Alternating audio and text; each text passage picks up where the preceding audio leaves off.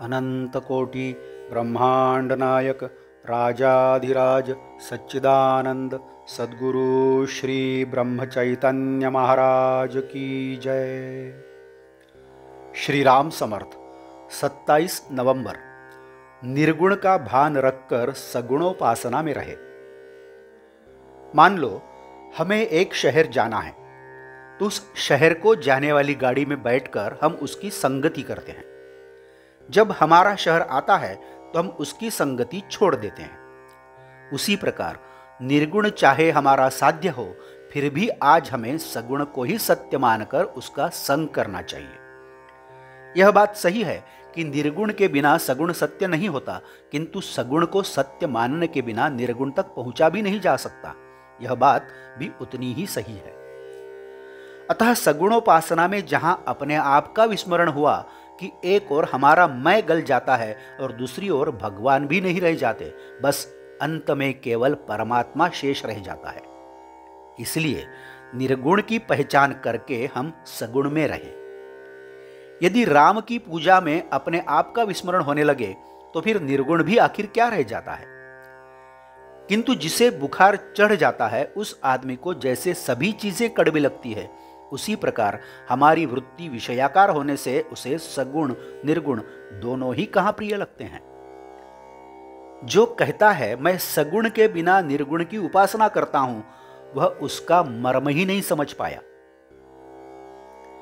वास्तव में वह सगुण उपासना ही करता है, किंतु असली बात उसके समझ में नहीं आती। देश और काल में जो भगवान को ले आते हैं, उन्होंने उसे सगुण नहीं बनाया, यह कहने में क्या तथ्य है।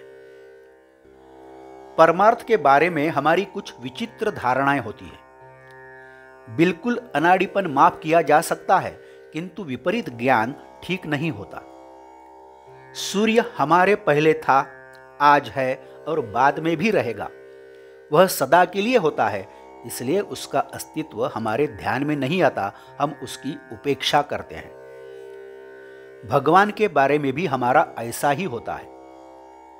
कोई नास्तिक यदि कहे कि भगवान है ही नहीं, वह कहां है, दिखलाओ, तो उसे यह कहकर अटकाया जा सकता है कि वह कहां नहीं है, पहले तुम यह बताओ। किंतु यह ठीक ढंग नहीं है। भगवान नहीं है यह कहने वाले को भी उस स्वरूप का कुछ न कुछ है यह भान होता ही है, केवल वह उसे भिन्न भिन्न नाम देता है।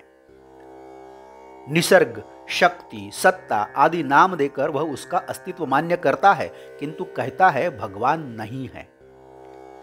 जो है ऐसा उसे लगता है, उसे ही हम भगवान समझे। सचमुच मनुष्य को जितना ज्ञान होता है उतना वह लिख नहीं सकता। जितना लिखा होता है उतना पढ़ने वाले की समझ में नहीं आता। जितना उसकी समझ में आता है उतना वह कह नहीं सकता, और सुनने वाले को वह जितना कहता है उतना सब समझ में नहीं आता।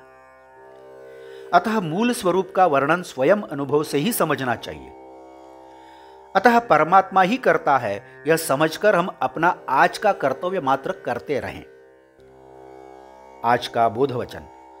निर्गुण दिखाई नहीं देता, समझता भी नहीं, इसलिए वह अवतार रूप या संत रूप से सगुण रूप धारण कर अवतीर्ण होता है। जानकी जीवन स्मरण। जय जय राम। नमस्कार। मराठी और हिंदी में श्री महाराज की प्रवचनें आप हर रोज सुन रहे हैं, लेकिन आपसे विनती है कि कृपया चैनल को भेंट देकर प्लेलिस्ट देखिए। प्लेलिस्ट के जरिए आप कोई भी प्रवचन अपनी सुविधा के अनुसार सुन सकते हैं। मैं फिर से एक बार आपसे कहना चाहूँगा कि यदि आपने अभी तक चैनल सब्सक्राइब नहीं किया है तो कृपया सब्सक्राइब करिए, लाइक करिए, शेयर करिए, कमेंट्स दें, बेल आइकन दबाना मत भूलिए। धन्यवाद।